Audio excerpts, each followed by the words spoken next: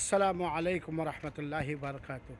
یہ جہاں یوں ہی رہے گا اور ہزاروں بلبلیں اپنی اپنی بولیاں سب بول کر اڑ جائیں گی۔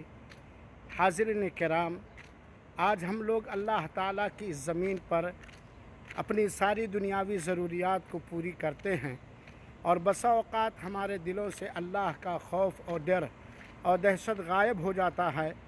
حالانکہ ہمیں اور آپ کو اس دن کو یاد کرنا چاہیے اور عبرت حاصل کرنی چاہیے کہ جس دن یہ زمین اپنے سارے خزانے اور اپنے اوپر کیے ہوئے سارے عمل کو اگل دے گی۔